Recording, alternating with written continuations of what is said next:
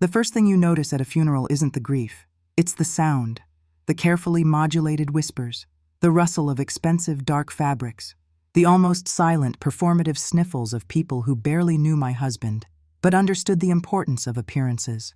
Richard Sterling's funeral was a masterpiece of performative grief.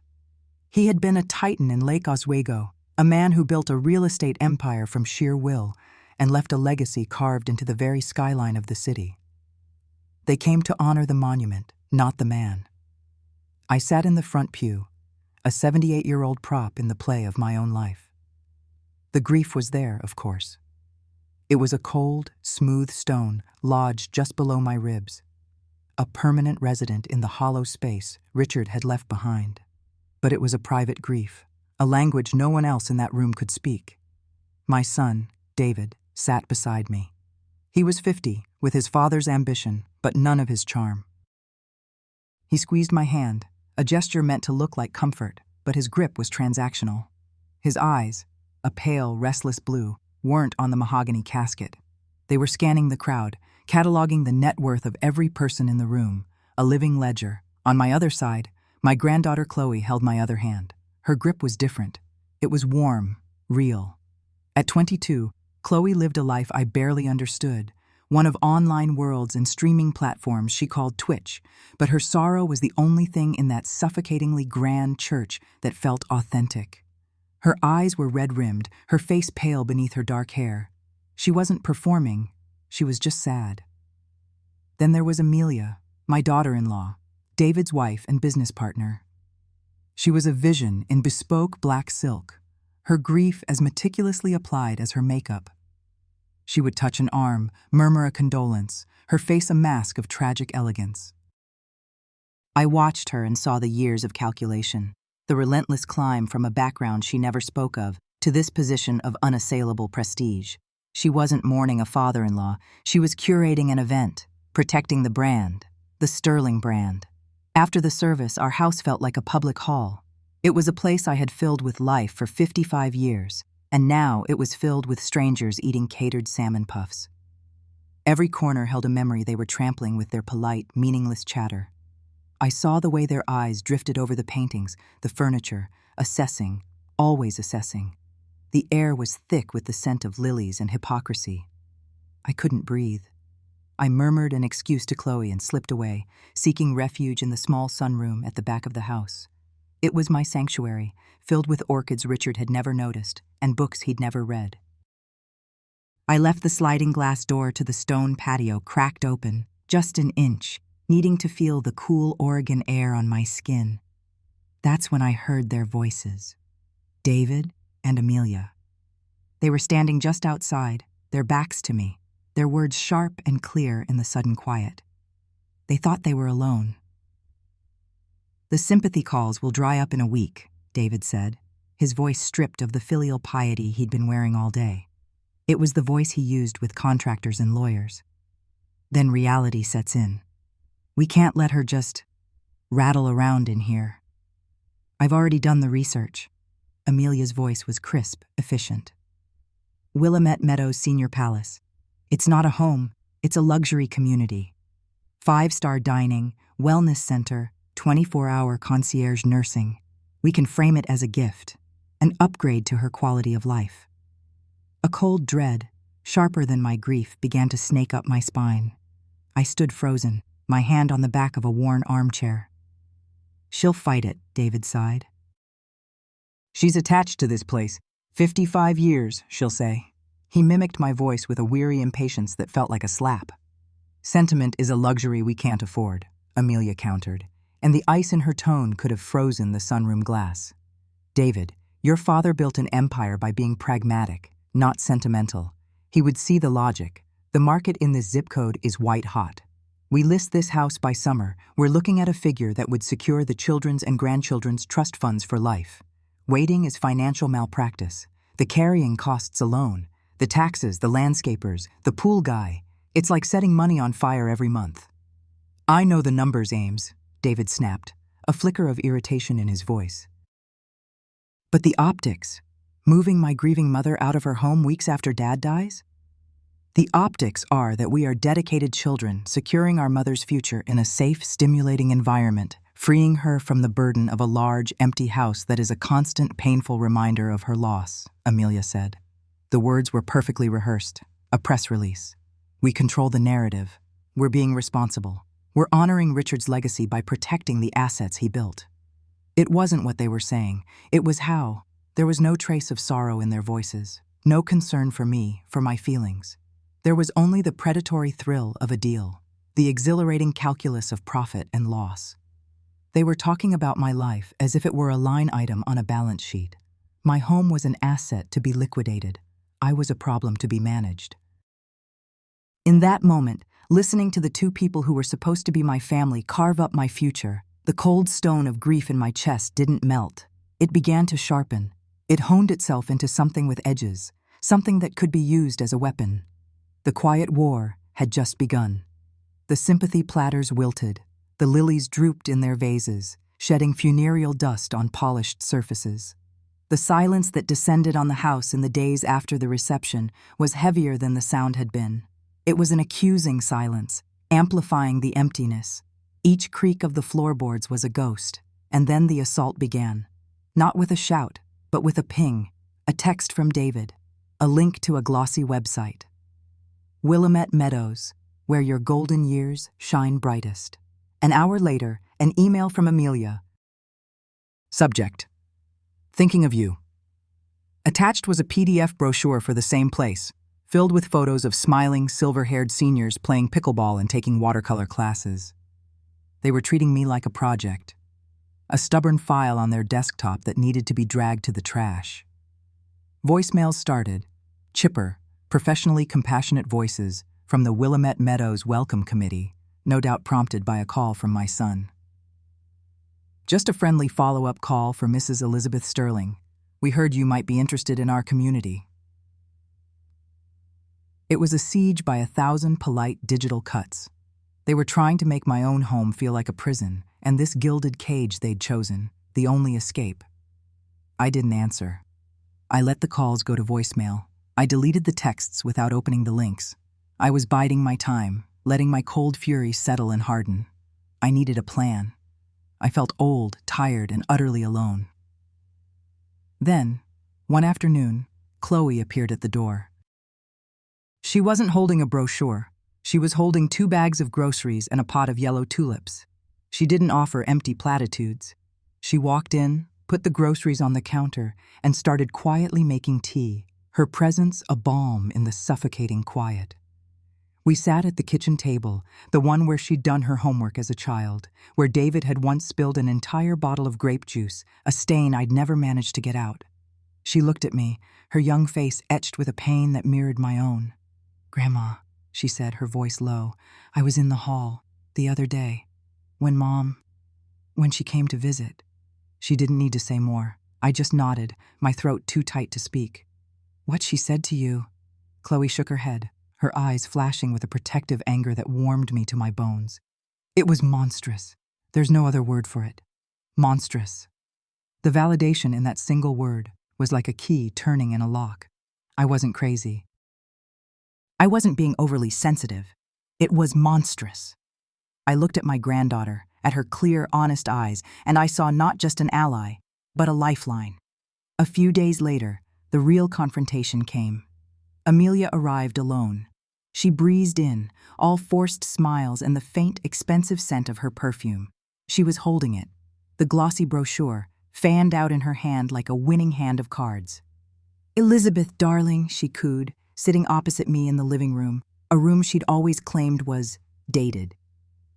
"I've been so worried about you, all alone in this big place. David and I, we were thinking, we want to give you a gift." She slid the brochure across the coffee table. A release from all these burdens. I looked at the smiling faces on the cover, the promise of carefree living. I felt a profound, weary calm settle over me. I had been preparing for this moment. "That's very thoughtful, Amelia," I said, my voice even. "But I'm not going anywhere. This is my home. Richard and I built this life here, in this house, for 55 years. Amelia's smile tightened. the muscles around her mouth pulling the skin taut. Of course. And it's a beautiful testament to your life together. But we have to be practical now. Richard is gone. She said his name like an incantation, a spell she thought would bend me to her will. He built this family, this legacy. It's our duty, David's and mine, to protect it. Your father's legacy is not in the square footage of this property, Amelia, I said, my voice still quiet, but with a new steel beneath it. It's in the memories we made here. It's in his son, his granddaughter. It's not something you can liquidate. I had challenged the core of her belief system. That legacy and assets were the same thing. Her frustration boiled over, and the mask of compassionate daughter-in-law didn't just slip. She ripped it off and threw it to the floor. Look, she said, her voice dropping, becoming hard and flat. I'm trying to be nice about this. I really am. But you're being stubborn. You were his wife, yes. And we appreciate that. We all do. But you need to understand your place in this. You're not blood. You don't have the Sterling blood. You're not really family, are you? The words hung in the air between us. They were aimed not just to wound, but to annihilate, to erase 55 years of marriage, of motherhood, of partnership, to reduce my entire identity to that of a temporary employee whose contract had expired upon her husband's death. The air left my lungs in a silent rush. The room seemed to tilt, the ticking of the grandfather clock in the hall becoming a deafening drumbeat. This is a family decision, she had added, her voice laced with the venom of finality. Richard's family. In that moment, everything changed. The grief for my husband, the cold, heavy stone, didn't just sharpen. It transmuted. It became something else entirely. A diamond, hard, cold, and brilliant with a terrifying clarity. It was the birth of a pure, Arctic rage. I didn't scream. I didn't cry. I simply looked at her. I looked at this woman, this stranger who had eaten at my table 1,000 times, and I felt nothing but a profound and chilling contempt. My silence was a wall she couldn't breach. It was more absolute than any argument I could have made. From the doorway, a small gasp. It was Chloe. She was standing there, her phone clutched in her hand, her face a canvas of pure horror. She had heard it all. She looked from her mother's smug, triumphant face to my still, silent one. She didn't have to say a word. I saw the choice being made in her eyes. The line had been drawn, not in the sand, but in solid rock. And Amelia had just shown everyone which side she was on. The war was no longer quiet. It had been declared. After Amelia left, a triumphant swish of her coat trailing behind her, the house fell into a deeper, more menacing silence. It wasn't empty anymore. It was filled with the echo of her words. You're not really family. They clung to the curtains, settled like dust on the photographs. My life, my marriage, my home, all of it, rendered an illusion by a single, brutal sentence. The text messages and emails from David and Amelia intensified. They were no longer suggestions. They were demands disguised as concern. Mom, we've scheduled a tour for you at Willamette Meadows for Thursday at 2 p.m. The director, Susan, is lovely. Elizabeth, we need to have a serious talk about the next steps. This is for your own good. They were trying to gaslight me into believing my reality was invalid, that my desire to stay in my own home was a symptom of senility, a side effect of grief. But their pressure had the opposite effect. Amelia's cruelty had cauterized my sorrow. My grief for Richard was still there, a constant ache, but it was no longer a disabling fog. It was a lens. Through it, I saw my 55-year marriage with a new, painful clarity. I saw how Richard's larger-than-life personality had created the weather system we all lived in. He was the sun, and I, David, all of us, had simply orbited him. I had managed the home, raised the son, hosted the parties, smoothed over the social rough edges. I was the silent partner, the invisible infrastructure that allowed the great Richard Sterling to shine. And now that he was gone, his heirs had decided the infrastructure was scheduled for demolition. A few days into the siege, Chloe came back. This time, she didn't bring tulips. She brought a fierce, quiet resolve. She bypassed the kitchen and came straight to me in the living room where I was just sitting, staring out the window at the relentless Oregon rain. "Grandma," she said, sitting on the ottoman in front of me. "I can't stop thinking about it. What Mom said. I tried to talk to her. To Dad." "And?" I asked, my voice a dry rasp. Chloe winced. "Mom said I was being sentimental and naive. Dad told me to stay out of it. He said it was an adult matter. He said they were just trying to protect the legacy." She said the word legacy like it was poison. "They don't see you, Grandma. They just see a problem that's in the way of a real estate transaction." I looked at her, at this young woman with her dyed blue streak of hair and her fierce loyalty. I saw the best of me in her, and maybe, just maybe, the best of a Richard I had once known, long ago. A lifetime of being the quiet foundation, of yielding, of keeping the peace, had reached its end. A switch had been flipped. The shock of Amelia's insult had short-circuited 55 years of conditioning.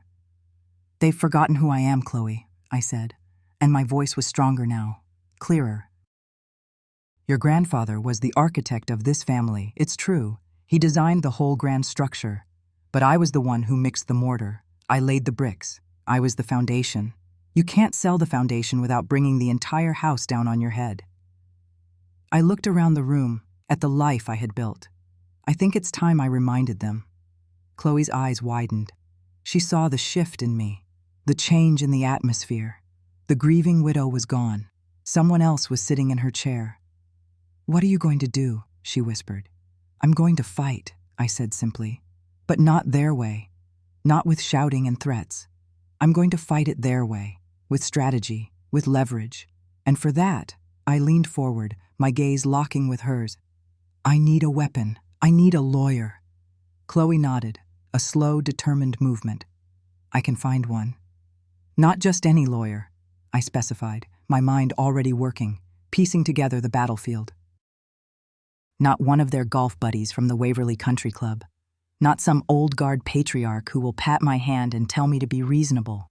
I need the opposite of that. I need someone young, someone hungry, someone who sees a shark like my son and doesn't get scared. They get excited. Someone who understands that this isn't about a house. It's about a war." A spark ignited in Chloe's eyes. She, the digital native, the girl who navigated complex online communities and understood the dynamics of power in a way her parents never could, understood the mission perfectly. "Sharks," she repeated, a grim smile touching her lips. "Got it. You don't want someone who plays by their rules. You want someone who writes new ones." She didn't hesitate. She pulled her sleek silver laptop from her backpack and set it on the coffee table. The soft glow of the screen illuminated her determined face. Her fingers flew across the keyboard, a flurry of motion. She wasn't just on Google. I saw windows flash open and closed, legal journals, State Bar Association databases, forums where lawyers reviewed other lawyers, even mentions on Twitter and LinkedIn. She was hunting. She was filtering out the old, the established, the connected. She was looking for an outlier, an assassin. After several minutes of intense, silent searching, she stopped.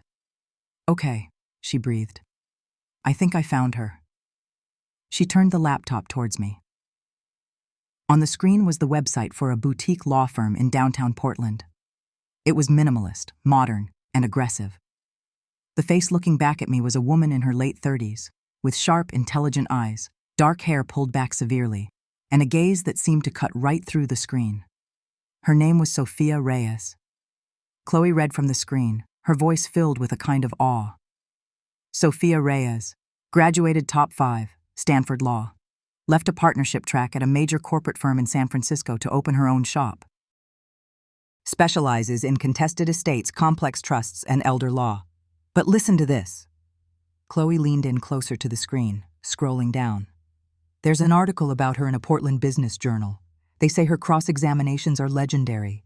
She uses digital forensics, social media footprints, every piece of data to build a psychological profile of her opponents before she even steps in a courtroom. The journalist quotes an opposing counsel who says, "Going up against Sophia Reyes is like being mauled by a digital pit bull." a digital pit bull. The words echoed in the quiet room. It was the most beautiful phrase I had ever heard. I looked at the picture of Sofia Reyes, at her unsmiling, confident face.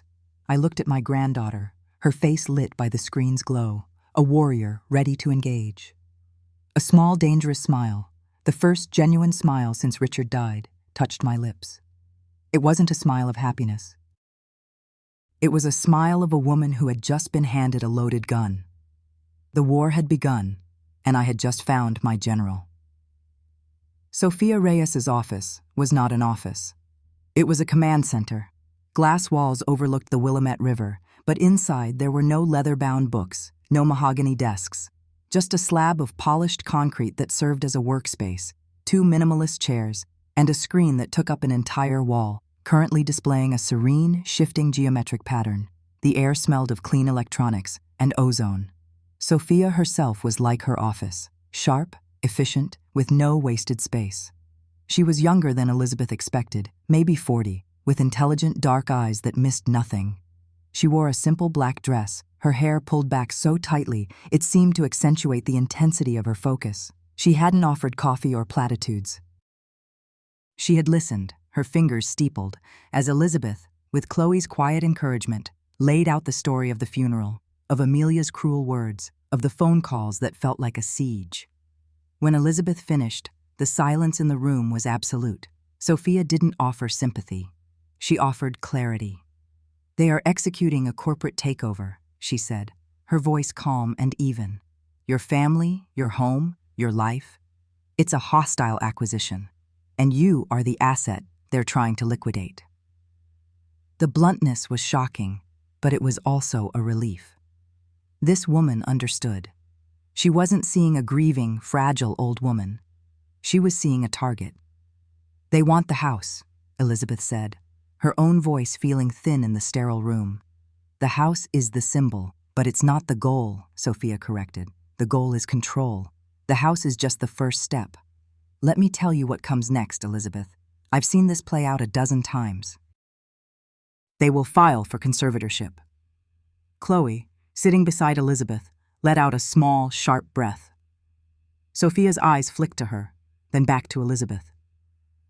"They will petition a judge. They will claim you are suffering from cognitive decline. They will say your grief over Richard's passing has rendered you incapable of making sound decisions. They will use your age, 78 years of it, as a weapon. They will paint a picture of a confused, paranoid woman who is a danger to herself and her own financial well-being." Every word was a cold, hard stone dropping into the pit of Elizabeth's stomach. It was exactly the language Amelia had used. Practical, unsentimental, a problem to be solved. "They will say you are being manipulated," Sofia continued, her gaze unwavering.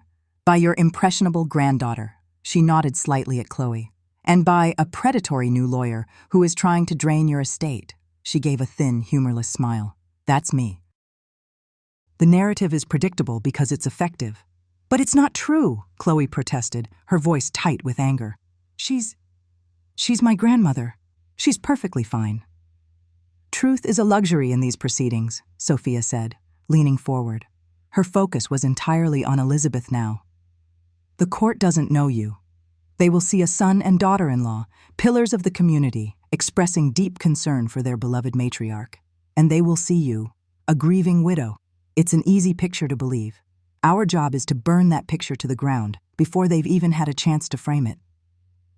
The energy in the room shifted. It wasn't about defense anymore. It was about attack.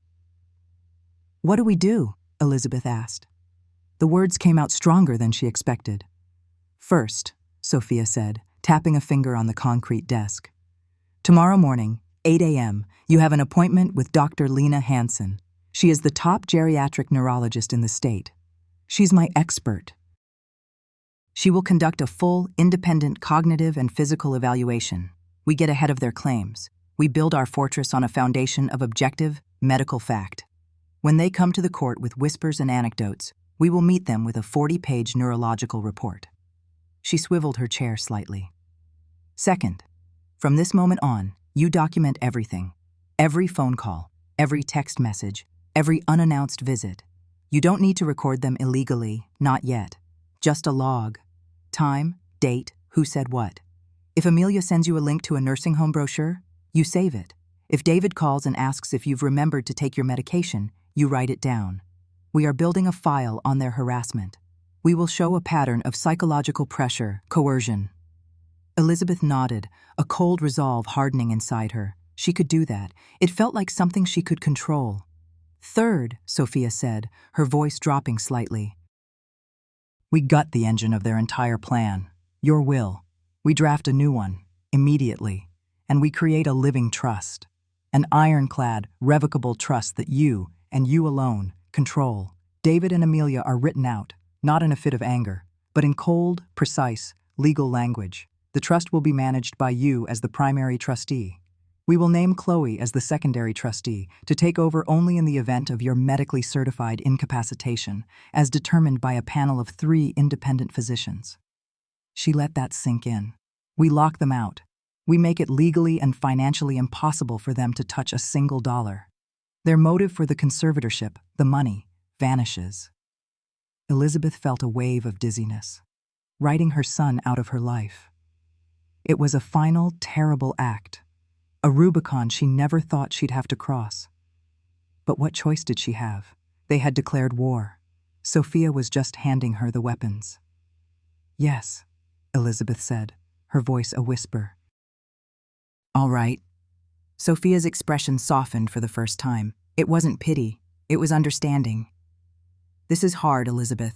It's your family. They stopped being my family the moment they decided my home was a line item on a balance sheet, Elizabeth replied, the words tasting like ash. But even as she said it, a deeper disquiet settled over her, a feeling that had been nagging at her since the funeral. It isn't just about the money, Sophia, or the house. Sophia waited, listening. Amelia? She said something. She was so angry. She talked about protecting Richard's legacy, that it was a family decision. There was a desperation in her voice, an obsession with this idea of legacy. What legacy? Richard was a successful man, yes, but he wasn't a king. This feels bigger than real estate. Sophia considered this, her dark eyes thoughtful. Legacies are built on stories, she said slowly, and people will do desperate things to protect the story they've told themselves. Find out what that story is, Elizabeth. The real one. The drive back to the house was silent. Chloe held her hand, a small, warm anchor in a sea of uncertainty. But when Elizabeth walked back into the quiet house, the house Richard had built, the house she was now fighting for, Sophia's words echoed in the high-ceilinged rooms. Find out what that story is. The real one. She knew where to start. Richard's study. It had always been his sanctuary. A room she rarely entered, even when he was alive. It was his space, filled with his smell, old paper, leather, and a faint hint of the cigars he smoked on the terrace. For days after the meeting with Sophia, she avoided it. It felt like a violation, like disturbing a tomb. But the unease grew, a constant low hum beneath the surface of her grief. The need to understand the man she had been married to for 55 years became more urgent than the pain of missing him. One afternoon, when the gray Oregon sky was pressing down on the house, she finally opened the door. The room was exactly as he'd left it, a monument to a man of influence. Framed photos of Richard with governors, with senators, shaking hands, smiling his confident, easy smile. First editions of classic novels lined the shelves, their spines unbroken. Awards for philanthropy and community leadership gleamed on the mantelpiece. It didn't feel like a room a person had lived in. It felt like a museum exhibit titled The Life of Richard Sterling. She ran a hand along the back of his leather chair. Cold. Impersonal. She began to clean, not out of a need for order, but out of a need for discovery. She dusted the awards, her fingers tracing the engraved letters of his name. She sorted through papers on his desk, investment reports, correspondence from charities, all of it neat, orderly, and utterly impersonal. There was nothing of the man himself, no passion, no chaos. Just control. The work was methodical, mindless. It took her hours. She was in his walk-in closet, boxing up his perfectly tailored suits, the scent of him clinging to the wool, when her hand brushed against the back wall. The wood paneling felt Wrong. There was a slight give to it, a hollowness behind it. Her heart began to beat a little faster. She pushed again, harder this time. The panel didn't move. She ran her fingers along the edges, searching for a seam, a latch. Nothing. It was perfectly flush, but she knew something was there. On a whim, she knocked on the wood, a series of sharp raps. The sound was dull, solid. She moved a few inches to the right and knocked again. A faint, unmistakable echo. With trembling fingers, she took a letter opener from his desk and slid it into the hairline crack between the panel and the wall. She pried. The wood groaned. With a sudden, splintering crack, the panel popped open, revealing a dark, rectangular cavity. And inside, shoved into the darkness, was a heavy, 4-drawer, fireproof filing cabinet. It was gunmetal gray, squat and ugly, a stark contrast to the polished mahogany of the closet. It looked like something from a government building, not a private home. A small, circular keyhole stared at her like a dead eye. Of course, it was locked. She spent the rest of the day in a frantic search. She went through Richard's keychain, trying every key, their useless teeth scraping against the lock. She emptied his desk drawers, searched his bedside table, looked in the pockets of every coat. Nothing. The cabinet remained sealed. A silent metal box, holding secrets she now desperately needed to know. By the next morning, the frustration had curdled into a hard knot of determination. She called a locksmith. A young man with tattooed arms and a quiet, professional demeanor arrived an hour later. "My late husband's private business archive," she told him, the lie feeling surprisingly easy on her tongue. "Lost the key in the move years ago, just getting around to sorting it now." He nodded, not caring. He knelt before the cabinet, his toolkit spread open. He chose a long, thin drill bit. The sound, when he started, was deafening in the silent house. A high-pitched, metallic scream that seemed to go on forever, echoing the scream trapped in her own throat. She stood by the door, her arms wrapped around herself, watching as metal shavings fell like silver dust onto the dark carpet. Then, a new sound. A sharp, loud click. It sounded like a gunshot. The locksmith stood up, wiping his hands. "You're all set, ma'am." She paid him, her hands shaking so badly she could barely sign the receipt. After he left, she stood before the cabinet for a long time, the silence of the house pressing in on her again. The 4 drawers were a monolith, a Pandora's box. Part of her, a terrified, younger part, wanted to push the panel back into place, to pretend she had never found it, to go back to the simple, clean grief she had felt before. But that woman was gone. She reached out and pulled the handle of the top drawer. It slid open with a smooth, metallic whisper. She expected to find financial documents, stock certificates, offshore account details, the kind of secrets a wealthy man might keep. She did not expect to find people. The drawer was filled with manila folders, each one neatly labeled with a name and a year. Cynthia Albright, 1979. Heather Miller, 1984. Sarah Jenkins, 1991. Her breath hitched. She pulled out the first file, the one for Cynthia Albright. Her fingers felt numb. Inside, there was no financial data. There was a black and white photograph of a young woman, maybe 20 years old, with bright, hopeful eyes and a wide smile. Clipped to the photo was a small, typewritten index card. On it, in Richard's precise, familiar hand, "Subject is emotionally vulnerable following parental divorce. Responds well to paternal authority figures. Employed as intern at the foundation." Beneath the card were pages and pages of notes, surveillance logs. June 10, met for coffee, discussed her feelings of isolation. July 2, subject expressed deep gratitude for my guidance. The notes grew more clinical, more detached. Then came the medical records.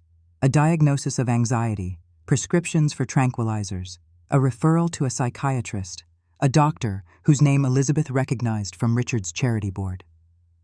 The last document in the file was a yellowed newspaper clipping. A small article from a local paper, dated 1980. The headline read, "Tragic End to Troubled Youth. Cynthia Albright had died. An overdose. The coroner had ruled it an accident. Elizabeth's stomach churned. She slammed the file shut, her hands trembling. This was one of the women Richard had mentored, a celebrated philanthropist, guiding young, troubled souls. This was his legacy. She pulled out another file, and another. Each one was the same. A young woman, a photograph, notes detailing their vulnerabilities, their trust, and then the inevitable decline, institutionalization for nervous exhaustion, a sudden, fatal hiking accident, a single-car crash on a deserted road, dozens of them, a graveyard in a filing cabinet. The air in the room grew thick, unbreathable. She felt like she was drowning. Then she saw the name on one of the tabs. David Sterling, 1974. Her hand froze. David. Why would David have a file? She pulled it open, expecting to see. She didn't know what. His school reports? Medical records from his childhood? The first document was a birth certificate. The name at the top was David Anthony Wallace. The mother's name was Catherine Wallace. The father's name was listed as unknown. Elizabeth stared at the paper, her mind refusing to process what her eyes were seeing. This wasn't David's birth certificate. It couldn't be. She had his birth certificate, tucked away with her own important papers.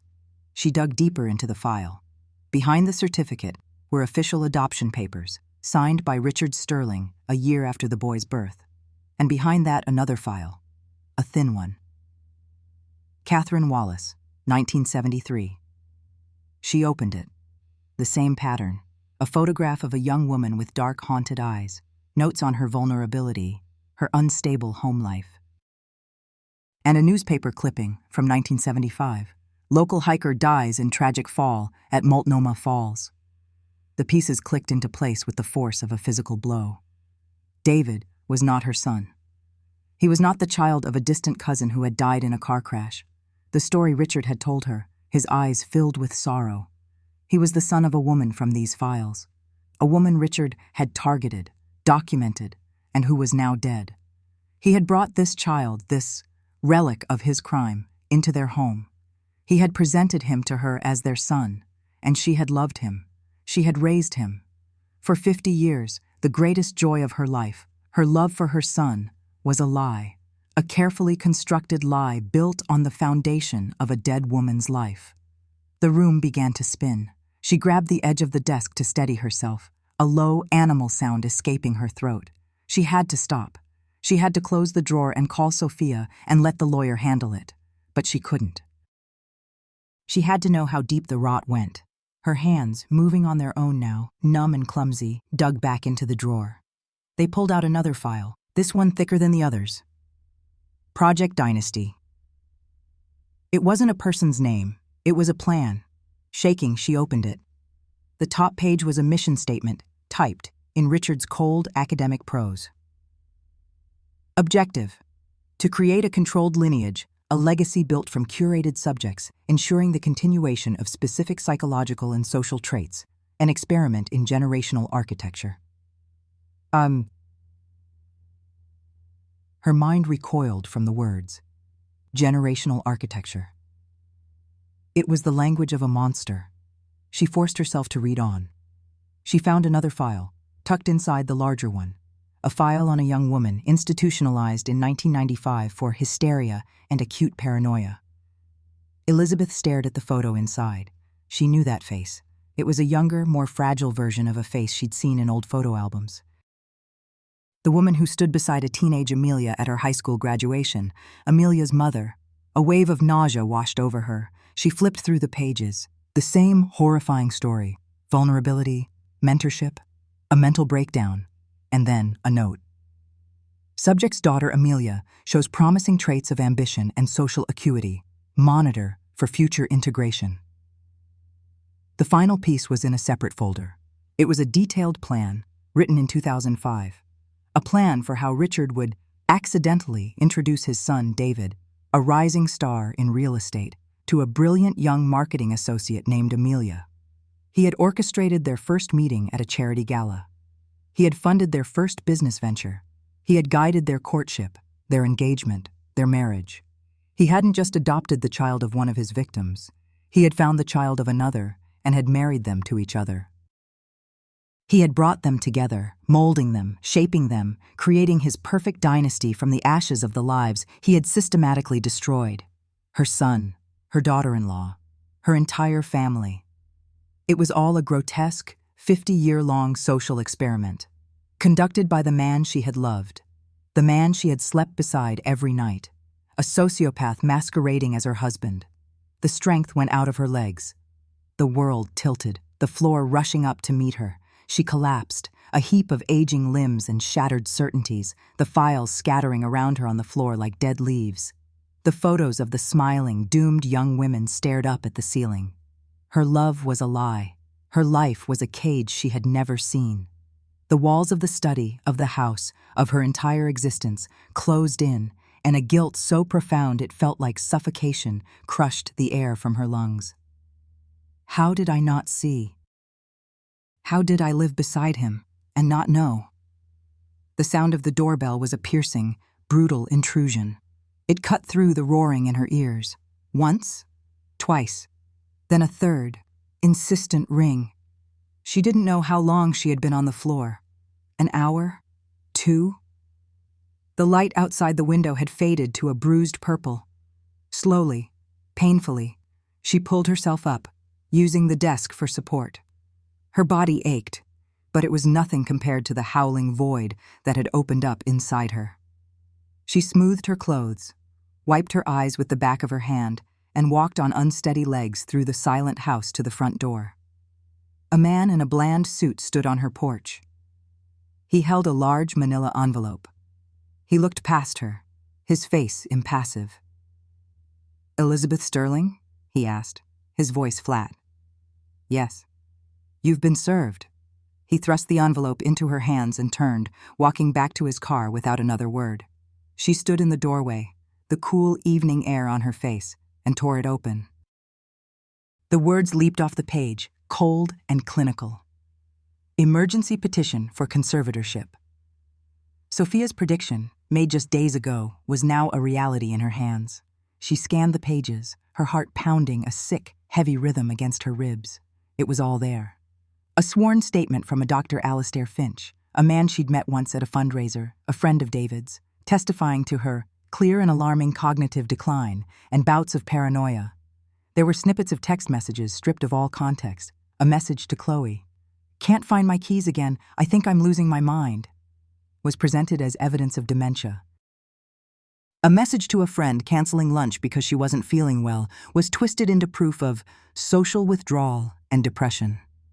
The petition painted a picture of a paranoid, grieving widow, a woman whose mind was unraveling, being taken advantage of by her opportunistic granddaughter and a predatory lawyer. It was David and Amelia's names at the bottom, of course. Petitioners. Described as the loving, concerned son and daughter-in-law, acting only in their mother's best interest. It was a masterpiece of fiction. A legal document that was a bigger lie than the one she had just discovered in the filing cabinet. The practical obstacle Sophia had warned of was no longer a theory. It was here. They were using their money, their standing, their carefully curated public image to isolate her, to brand her as insane. A wave of terror, cold and sharp, cut through the shock. This was how they did it. This was how Richard had done it. He had used documents, diagnoses, and the weight of public opinion to destroy those women. And now his children, the products of his monstrous design, were using the very same tools against her. She closed the door, the heavy paper crinkling in her fist. The house was no longer a home. It was a crime scene. And she was the last victim. She walked back to the study, the legal papers in one hand, her other hand trailing along the wall. She looked at the scattered files on the floor, at the faces of the women Richard had destroyed. Her grief for her husband was gone, burned away by the terrible truth. Her love for her son was a hollowed-out ruin. All that was left was the cold, clear certainty of the fight to come. They thought they were dealing with a confused old woman. They were about to find out they had just been served papers by a ghost. And she was coming for them. The air in Sophia Reyes's office was stale with the scent of old paper and brewing coffee, a war room in the quiet heart of the city. Outside, the world moved on, but inside, Time had stopped. It was a pocket of strategy, a foxhole dug in the face of an impending legal assault. Elizabeth sat ramrod straight in a leather chair that felt too soft, too yielding. She felt as if she might sink into it and disappear.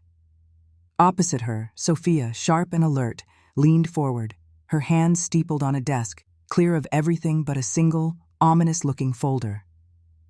Chloe was perched on the edge of a couch, her leg bouncing with a nervous energy that filled the room. "It's not good, Elizabeth," Sophia said, her voice devoid of sugarcoating. It was one of the things Elizabeth had come to appreciate about her. The preliminary filings for the conservatorship are aggressive. They're using Dr. Albright, Richard's old physician, as their primary medical expert. He signed an affidavit citing cognitive decline exacerbated by grief. They've submitted texts, cherry-picked and edited, where you sound disoriented. They're painting a masterpiece of a confused elderly woman being manipulated by a greedy young lawyer. Elizabeth's hands, resting in her lap, curled into fists. "I am not confused. I am angry." "I know," Sophia said, her eyes softening for a fraction of a second. But in a courtroom, the best story often wins, not the truth. And they have money, influence, and a long-established public image. David is the beloved son, the pillar of the community. Amelia is the perfect wife, the grieving daughter-in-law. We are the interlopers. In their narrative, I am an ambulance chaser, and you are my tragic, wealthy victim. Chloe stopped bouncing her leg. She looked from Sophia's grim face to her grandmother's stoic profile. "So we can't win. We just let them take everything?" "We can't win on their terms," Sophia corrected, tapping the folder. "We can't win playing defense in their arena. Their lawyer will drown us in motions, bury us in depositions. He'll put you on the stand, Elizabeth, and twist every memory, every word, until you doubt your own sanity. They want to fight a battle of perception. So we need to change the battlefield." Elizabeth turned her head slowly, her gaze fixing on Chloe.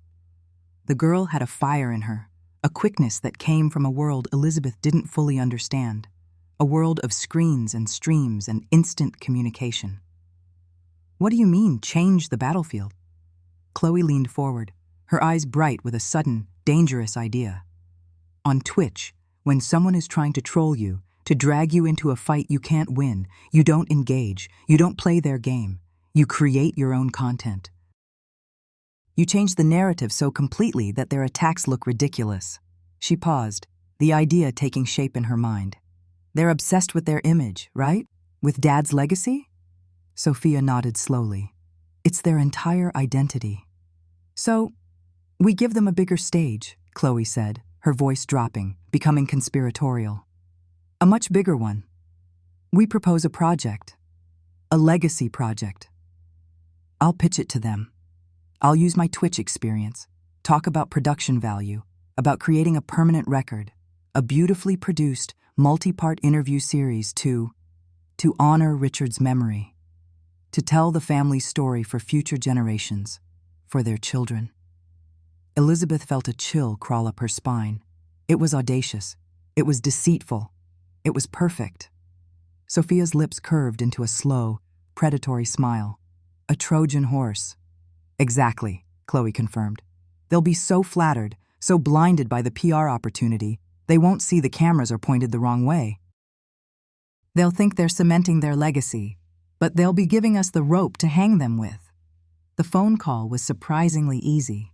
Chloe, channeling a breathless enthusiasm, laid out the vision to Amelia, a timeless tribute, a professional crew, a chance to share the wisdom of the great Richard Thorne with the world. Amelia, after a brief, feigned moment of humble hesitation, bit down hard on the hook. David was even more eager. "A documentary? About Dad? It's about time someone did it properly," he'd boomed over the phone. "We'll clear our schedules." A few days later, Elizabeth's living room was unrecognizable. It had been transformed into a television studio. Softbox lights on tall stands cast a warm, professional glow, erasing the familiar shadows. 2 cameras on tripods were aimed at a pair of plush armchairs, arranged intimately. A young man with headphones monitored a soundboard on a small table. Elizabeth watched from the shadows of the hallway, a ghost in her own home. This room, where she had hosted countless dinners, where she had read to her children, where she had wept after Richard's funeral, was now a set, a stage for the final act of a 50-year lie. David and Amelia arrived, dressed in expensive, somber tones. They looked like grieving royalty. Amelia surveyed the setup with a critical eye. "The lighting is quite good, Chloe. Very flattering." David clapped the sound guy on the shoulder. "Make sure you get my good side." Chloe, all business, directed them to the chairs. "We'll just start with some simple questions. To get you comfortable, just speak from the heart. This is about family. It's about love. It's about Grandpa Richard's incredible foresight." She took her place opposite them, just out of frame, a small notepad in her hand. The sound guy gave a thumbs up. The red lights on the cameras blinked to life. Elizabeth held her breath. "So," Chloe began, her voice soft and encouraging, "let's start at the beginning. David, tell me what it was like growing up as Richard Thorne's son." He was such a force of nature. David leaned back, a nostalgic smile playing on his lips. Force of nature is the right word. Father. He had a vision, not just for business, but for life, for our lives. He planned everything, meticulously. He used to say, "Success isn't an accident, David. It is an act of architecture." He architected my education, my career path, my entire life, really. I owe everything I am to his guidance. "That's beautiful," Chloe murmured. "He didn't just guide you, he architected you. And Amelia, how did you first come into this remarkable family?" Amelia's smile was practiced, serene. "It was Richard, of course. He brought us together. I was working at a gallery he supported. He saw something in me, he said, a strength I didn't even know I had. He introduced me to David. It felt destined. He knew, long before we did, that we were meant to be, that our families were meant to be joined. So he didn't just introduce you," Chloe pressed gently, her eyes fixed on Amelia. "He orchestrated it. It was his design?" "Completely," Amelia said, beaming. "Richard's designs were always flawless. He saved me, in a way. My own family life had been chaotic, unstable. He gave me a foundation.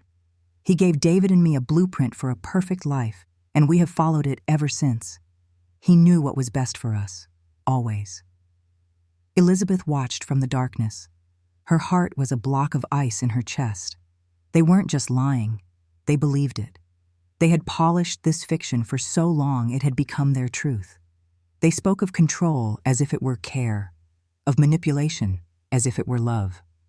They were his greatest creations, sitting there under the warm lights, proudly describing the architecture of their own cages. Her hand found the cool, smooth wood of the doorframe, and she gripped it, steadying herself. The interview went on for another hour, a long, horrifying monologue of self-incrimination wrapped in the language of devotion. And when it was over, when the lights were turned off and David and Amelia left, flushed with self-importance, Chloe walked quietly into the hallway. She didn't look at her grandmother. She simply handed her a small, solid-state drive. "I have it all," she whispered. "Every word." The courtroom was a sterile, refrigerated box. The wood of the benches was hard and unforgiving, the air thick with the scent of floor polish and institutional anxiety.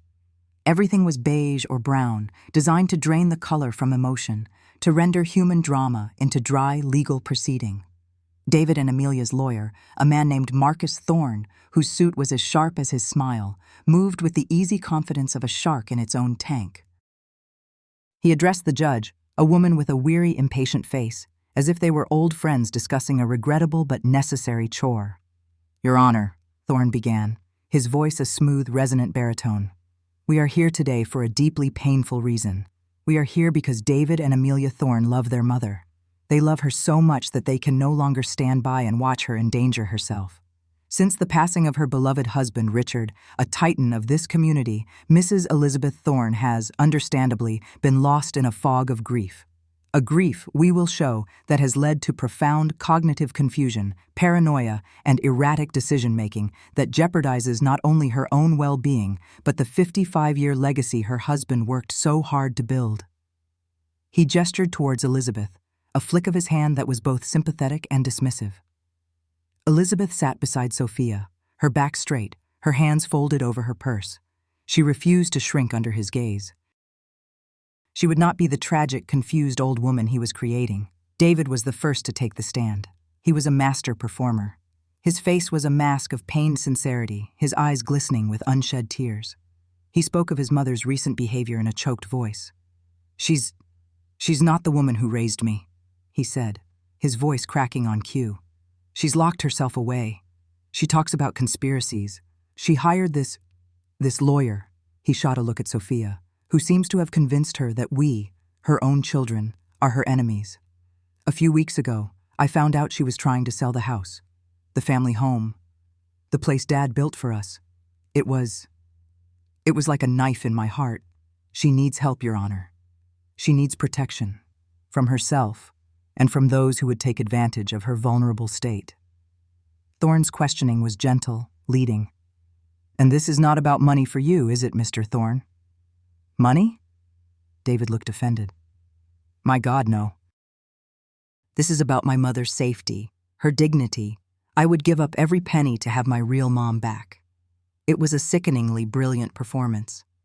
The judge was visibly moved, offering David a sympathetic nod as he stepped down. Amelia was next. Her approach was different, less emotional, more clinical.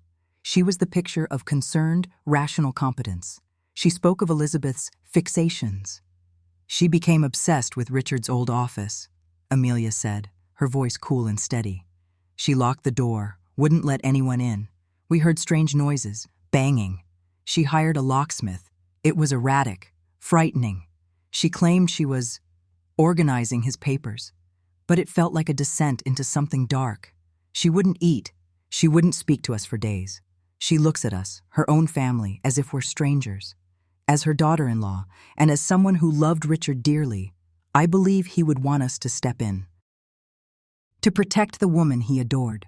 Sophia's cross-examinations were a study in precision. She didn't attack. She didn't raise her voice. Her questions seemed innocuous, almost pointless. "Mr. Thorne," she said to David after he had returned to his seat, "you described your father as an architect of your life. Would you say he was a man who valued control?" David puffed out his chest. "He valued excellence. Control was a tool to achieve it." "Absolute control?" Sophia pressed. "He was a genius," David stated, as if that answered everything. To Amelia, Sophia asked, "You said Mr. Richard Thorne gave you a blueprint for a perfect life. Is it fair to say he was the chief designer of your marriage, your social standing, your entire world?" Amelia smiled faintly. "I was proud to be part of his vision."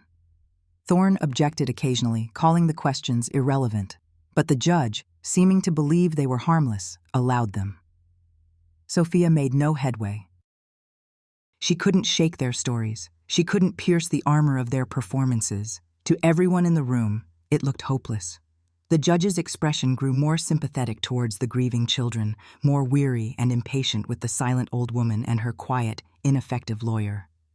The air in the courtroom grew heavy with the certainty of Elizabeth's defeat. The beige walls seemed to be closing in. Then, Sophia Reyes stood. Her voice cut through the stagnant air, clear and calm. "The petitioner rests, Your Honor. The defense calls Elizabeth Thorne to the stand." A murmur rippled through the small public gallery. Marcus Thorne sat up a little straighter, a flicker of predatory anticipation in his eyes. This was the moment he'd been waiting for, the chance to tear apart the confused old woman on the stand. But the woman who walked to the witness box was not the one he had described. Elizabeth moved with a slow, deliberate grace. Her simple black dress was elegant. Her silver hair was impeccably styled. She looked not frail, but regal. She sat, adjusted the microphone, and looked directly at the judge, her eyes clear and lucid. There was no fear in them. Only a profound, chilling calm. Sophia approached. "Mrs. Thorne, we've heard a lot of testimony today about your state of mind, about your grief, about your alleged confusion. I'm not going to ask you to refute those claims one by one. Instead, I want you to tell the court about your husband." Elizabeth's gaze did not waver from the judge. "My husband, Richard, was a meticulous man," she began, her voice steady, carrying a weight that commanded silence. He was an architect, as my son said, of buildings, of businesses, of lives. He left nothing to chance, nothing, and that included his death. Thorne was on his feet. Objection. Vague. Irrelevant. Overruled, the judge said, her curiosity piqued by Elizabeth's demeanor. Let her speak. Get to the point, Ms. Reyes. Mrs. Thorne, Sophia continued, please tell the court about the will your husband left behind. Richard didn't leave a simple will, Elizabeth said. He was far too clever for that. He left behind a labyrinth, a series of interlocking trusts so complex our estate lawyers have been working on it for months. A will none of us, not David, not Amelia, not even I, fully understood. Until now. She paused, letting the silence hang in the air. You see, the bulk of Richard's estate, the houses, the stocks, the entire foundation of his empire, is not to be inherited directly. It is to be held in a single, massive trust. A trust with a very particular purpose and a very specific name. He called it the Phoenix Foundation. Sophia prompted her. And what is the stated purpose of this foundation, Mrs. Thorne? Its purpose, Elizabeth said, her voice dropping slightly, drawing everyone in, is to fund aid, shelter, and legal services for the victims of psychological abuse and coercive control. A gasp went through the courtroom. David and Amelia stared, their faces masks of disbelief. Thorne looked utterly bewildered. Objection, he stammered, scrambling to his feet. This is preposterous. It's a fabrication. Is it, Mr. Thorne? Sophia asked sweetly. We have the trust documents right here, signed by Richard Thorne himself, notarized, and filed correctly 6 months before his death. Shall I have the clerk enter them into evidence? Thorne sank back into his chair, stunned into silence. The judge leaned forward. Mrs. Thorne, please continue. This is unusual. It gets more unusual, Your Honor, Elizabeth said. My husband had a dark sense of humor. The trust contains what his lawyers referred to as a morality clause, a final, terrible joke from a narcissist who never, ever believed he would be caught. Her eyes finally flickered towards David and Amelia, who were now pale, their confident facades beginning to crack. The clause states, Elizabeth continued, her voice like a death knell, that if the named heirs, my son, David Thorne, and my daughter-in-law, Amelia Thorne, are found by a court of law to be the direct products of the benefactor's own crimes against moral turpitude, their inheritance is rendered null and void. The courtroom was utterly still. And in that event, Elizabeth concluded, her voice ringing with the clarity of a bell, all assets of the trust are to be immediately redirected, not to me, not to them, but to a second subsidiary fund, a fund whose sole purpose is to locate, identify, and financially compensate all of my husband's other victims. For a moment, no one moved. The audacity of it, the sheer psychopathic game-playing of it, was breathtaking. Thorne finally found his voice, sputtering. Your Honor, this is a fantastical fiction. She's invented this. It's proof of her delusion. Is it a delusion, Your Honor? Sophia's voice was sharp now, all pretense of gentleness gone. Or is it a motive? A motive for two people to desperately need their mother declared incompetent before the truth of this will come to light? She turned to the bailiff.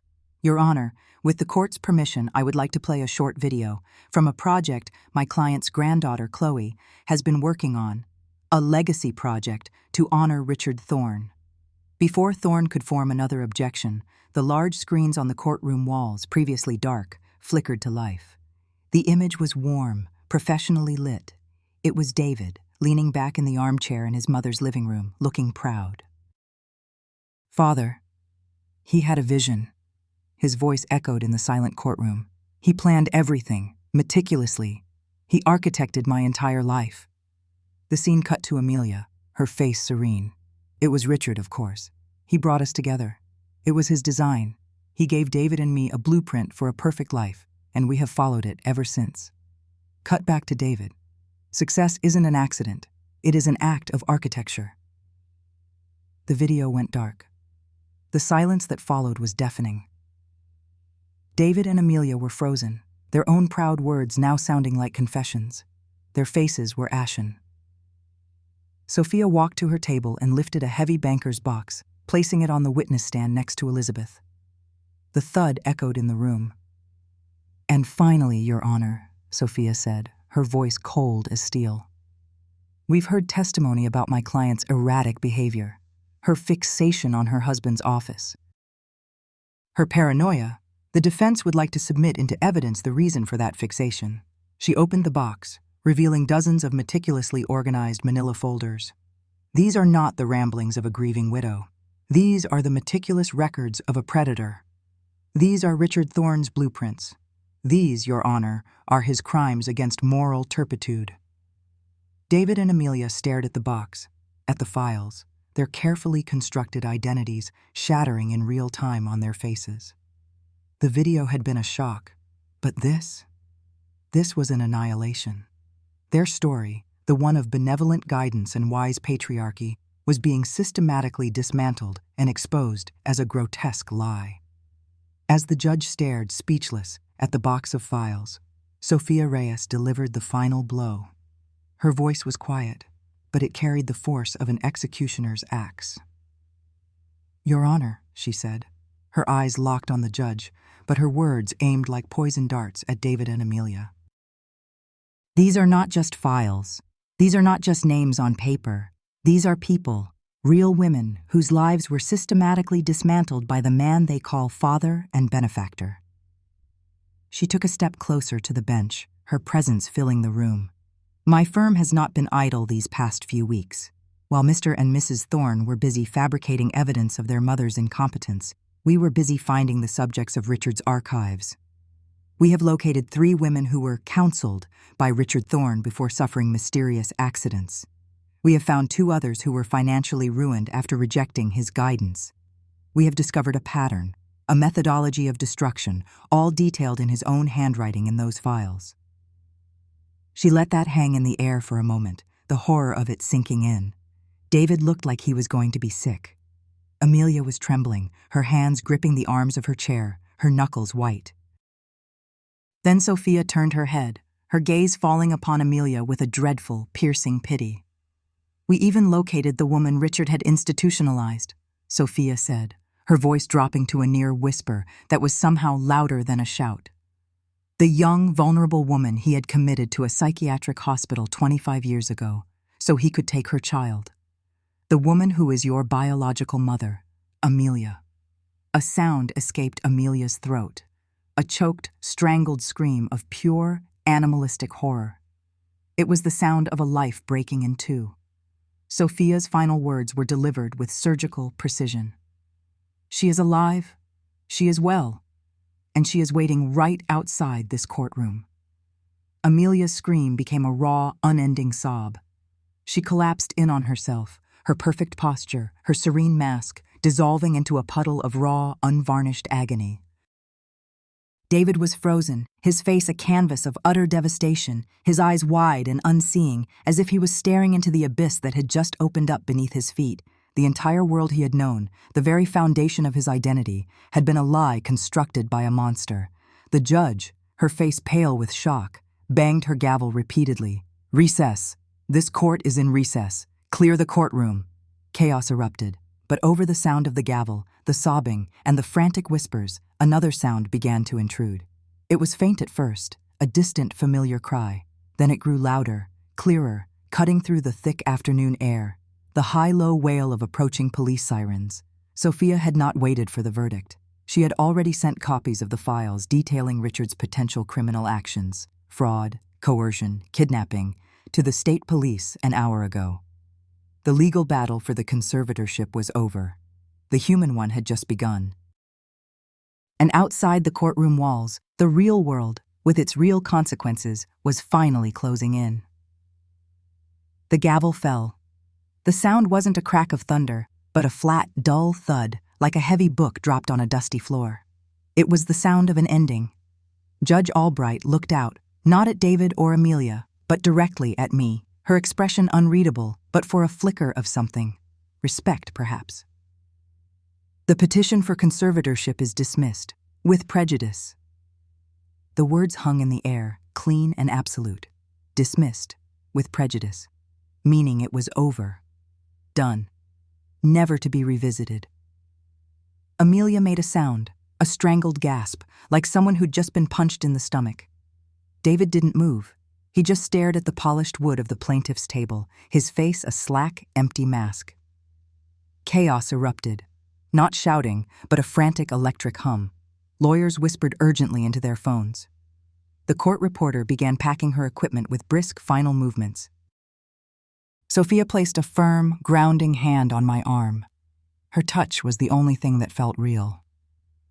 "We did it, Elizabeth," she said, her voice low and steady amidst the rising murmur. "It's over." I looked at David. His shoulders were slumped, his expensive suit suddenly looking 2 sizes too big for him. The titan of real estate, the shark, was gone. In his place was just a man, a hollowed-out man, lost in the wreckage of a life he had just discovered was never his. Then I looked at Amelia. Her face was a storm of fury and disbelief. She caught my eye, and for a second, I saw not just rage, but pure, unadulterated hatred. The mask was not just off, it had been vaporized. What was left was terrifying. She looked at me as if I were a monster, as if I had burned down her world for spite, and in her version of the story, maybe I had. Chloe was beside me then, her arm looping through mine, her warmth a stark contrast to the glacial chill emanating from the other side of the courtroom. "Let's go, Grandma," she whispered. "Let's get out of here." Sophia led the way, a human shield parting the sea of reporters that had already gathered in the hallway. Their questions were a barrage of noise, a cacophony of vultures descending. "Mrs. Sterling, is it true your late husband was a sociopath? What will happen to the Sterling Vanguard empire? Amelia, is it true your mother is alive?" We pushed through, not saying a word. The flash of cameras was blinding, a strobe effect that made the world feel disjointed and surreal. I felt like I was floating, disconnected from my own body, watching a scene from a movie. We finally burst through the courthouse doors into the clean, cool Oregon air. The sky was a muted, indifferent gray. The ride back to the house was silent. Chloe held my hand, her grip tight. Sophia sat in the front seat, occasionally glancing at me in the rearview mirror. I just stared out the window at the passing landscape of my life. The familiar streets, the manicured lawns, the towering Douglas firs. Everything looked the same, but was irrevocably different. The world had been tilted on its axis. When we pulled into the long, sweeping driveway of the house, it looked like a mausoleum, a beautiful, grand, empty tomb. "I'll handle the press," Sophia said, her voice all business again. "They'll be camped out for a while. My office will release an official statement. You two just try to breathe." Inside, the silence was deafening. The air was thick with the ghosts of 55 years of lies. Chloe guided me to the armchair, the one Richard had always hated, the one I'd bought for myself. I sank into it, the fabric a small, familiar comfort. "I'll make some tea," Chloe said, her voice gentle. I just nodded, unable to speak. I looked around the living room.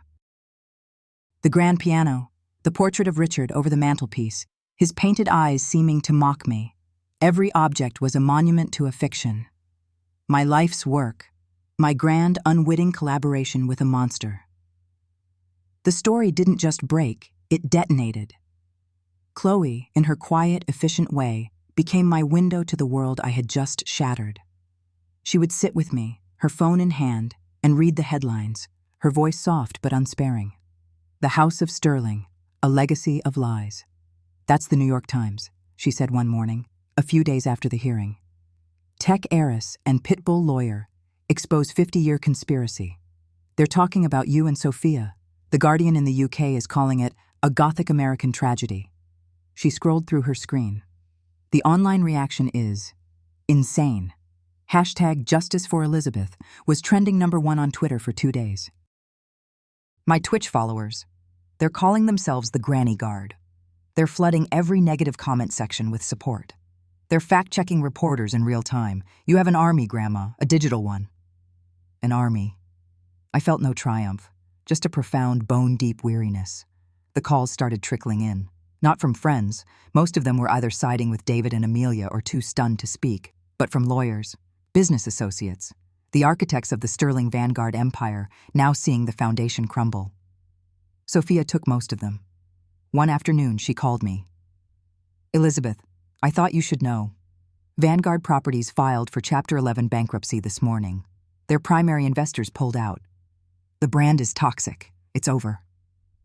I pictured the gleaming glass towers, the bold logos, the billboards with David's confident smile, all gone, turned to dust and scandal. And David? I asked, my voice barely a whisper. There was a pause on the other end of the line. There was an incident at their home yesterday, Sophia said carefully. Amelia called for medical assistance. David has been admitted to a private psychiatric facility, a voluntary committal for now. He's not well, Elizabeth. It's a complete breakdown. I closed my eyes. The son I had raised, the little boy I had taught to ride a bike, whose scraped knees I had bandaged, whose bad dreams I had soothed. He was not mine by blood, but I had loved him. The love was tangled up in the lies, a part of the great deception, but it had been real to me. Now he was broken, and I held the hammer. Thank you for telling me, Sophia, I managed to say. The final severance came a week later. A letter, delivered by courier, not from Amelia, but from her new lawyer. It was a cease and desist order, cold and formal, warning me against any attempt to contact her or her grieving husband. It was a legal wall, built to keep me out forever. Tucked inside the envelope was a smaller, personal note, on Amelia's heavy, cream-colored stationery. The handwriting was jagged, furious. You took everything. I hope you're happy, alone in that house full of ghosts. You were never my family. You are nothing. Chloe found me reading it, my hands trembling. She took the note from my fingers, read it, and her face hardened. She tore it into tiny, precise pieces and let them fall into the wastebasket. She's wrong, Chloe said fiercely. She's wrong, and she's a coward. Is she? I asked, looking up at Richard's portrait. Maybe I am just alone in a house of ghosts. Sophia had been clear. Her team had located Amelia's biological mother, a woman named Eleanor Vance, living quietly in a small town in Washington. She had been institutionalized by Richard, her life derailed, but she had survived. She was willing, even eager, to meet the daughter she thought she had lost forever. Amelia's response, relayed through her lawyer, was a single, brutal word. No. She refused to see her.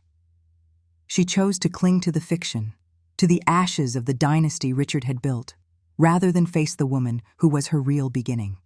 That, more than anything, felt like the true tragedy. The days that followed were gray and empty. The media frenzy died down, replaced by the dull hum of legal proceedings, bankruptcy filings, lawsuits from investors. The world moved on. But I was stuck in the quiet, cavernous house, a prisoner of my victory. One morning, I woke up before dawn. The house was silent, holding its breath. I walked from room to room, my bare feet silent on the cold hardwood floors. I ran my hand along the dining table, where we'd had thousands of family meals. I stood in the doorway of David's childhood bedroom, which Amelia had redecorated into a sterile guest room years ago. I walked into Richard's office, the scene of the crime. The filing cabinet was gone, taken as evidence, leaving a pale rectangle on the wall where it had stood for decades. This house wasn't a home. It was a stage set, a beautifully crafted lie, and the play was over. I had lost the son I raised. I had lost the life I knew. The victory Sophia had won for me in court felt hollow, a ghost of its own. I was legally free, but I was emotionally shipwrecked. I went back to the living room and picked up the phone. I didn't have to look up the number. I dialed the top real estate agent in Lake Oswego. Marcy, it's Elizabeth Sterling, I said, my voice clear and steady. I'm ready to sell the house. There was a moment of shocked silence on the other end. Elizabeth, of course. I'm so sorry for everything you've been through. Thank you, Marcy, I said, cutting off the inevitable tide of pity. I want it listed by the end of the week. No open house, private showings only, for pre-qualified buyers. I want it done quickly. Yes, of course, she said, her voice shifting into professional mode. We can do that. After I hung up, I looked at Chloe, who had been listening from the doorway, her expression a mixture of sadness and relief. It's time, I said. And for the first time in a long time, I felt a flicker of something other than grief or anger. It was the feeling of a lock clicking open. The process was a blur. Stagers came and stripped the house of its personality, replacing my life with neutral, inoffensive furniture. The house sold in 3 days for cash to a tech executive from California who saw it only as a good investment. I signed the papers in Sophia's office, my signature a simple, unadorned Elizabeth Sterling. The final step was a visit to the bank. I sat with a private wealth manager, a young man who looked at me with a kind of nervous awe. I instructed him to wire the entire proceeds from the sale of the house, every last cent, to a new account. The account name? He asked, poised to type. The Phoenix Foundation, I said. It's for victims of psychological abuse and coercive control. He nodded, typing. And the source of the funding for the public record? I thought for a moment, picturing the house, the ghosts, the lies. Listed as an anonymous donation, I said. Summer gave way to a crisp, brilliant autumn. The air by the coast was different. It tasted of salt and freedom. The light was different, too. It streamed, unfiltered, through the floor-to-ceiling windows of our new apartment, a bright, modern, and gloriously small space overlooking the vast, churning expanse of the Pacific Ocean. There were no ghosts here. No heavy, dark wood furniture inherited from a dead man. No portraits of liars on the walls. The art was mine, chosen by me. The books on the shelves were mine. The coffee mug in my hand, warm and simple, was mine. The space was finally, truly, my own. Chloe sat curled on the sofa, a laptop balanced on her knees. The sound of the ocean was a constant, soothing rhythm in the background. She was smiling. "You have to hear some of these, Grandma," she said, looking up from her screen. She had posted a follow-up video a week ago, a quiet, personal story about what had happened, from her perspective. It was her way of closing the chapter, of reclaiming her own narrative from the media storm. She cleared her throat and read in a dramatic voice. "Okay, this is from Nightslayer 42. He says, 'Your grandmother is a legend. My own mom was trapped in a bad situation for years, and watching Elizabeth fight back gave her the courage to leave. Thank you.'" My breath hitched. "This one is from a law student in London," Chloe continued, her voice softer now. "Tell your grandmother her case is already being taught in my ethics class as an example of brilliantly turning a defensive legal battle into a proactive takedown of a hidden injustice. Sophia Reyes is my new hero, and Elizabeth Sterling is my role model." She scrolled down. "Oh, this is a nice one. From Quiet Gardener PNW. I live in Lake Oswego. The whole town was whispering, 'Thank you for speaking the truth. You cleared the air for all of us. P.S. Your new view looks a lot better than the old one.'" Chloe looked over at me, her eyes shining. "They get it, Grandma." They really, truly get it. I walked over to the window, looking out at the endless horizon where the gray-blue water met the pale sky. She was right. The new view was better. I hadn't gotten a fairy tale ending. I hadn't magically healed the wounds or gotten my family back. The family I thought I had never existed in the first place. The grief for David, the boy I had raised, was a real and permanent ache in my heart. The memory of Amelia's final, hateful words was a scar that would never fully fade. The pain of Richard's 55-year betrayal was a part of my cellular makeup now. But sitting with that pain, I realized it no longer defined me. It was a chapter in my story, a dark and harrowing one, but it was not the whole book. For so long, I had been defined by my relationship to others. I was Richard's wife. I was David's mother. I was the matriarch of the Sterling family. I was a victim. I looked at my reflection in the clean glass, the ocean stretching out behind me. I saw the lines on my face, the silver in my hair, but I also saw my own eyes looking back at me, clear and steady. I was not a wife. I was not a victim. I was not the head of a fraudulent dynasty. I was just Elizabeth. Amelia's words echoed in my mind, but they had lost their sting. "You're not family." She had meant it as the ultimate insult, the final disavowal.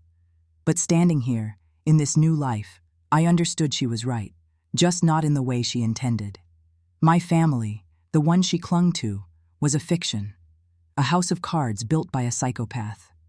In fighting to keep my home, I had uncovered the truth. In uncovering the truth, I had been forced to burn the whole rotten structure to the ground. In removing them from my will, I had done something far more profound. I had removed myself from their story. I had refused to be a character in their tragedy any longer. I took a deep, clean breath of the sea air. For the first time in my entire adult life, there was no script, no role to play, no expectations to meet. There was only the sound of the waves, the light on the water, and the quiet, limitless possibility of the blank page ahead. For the first time, I was the author of my own,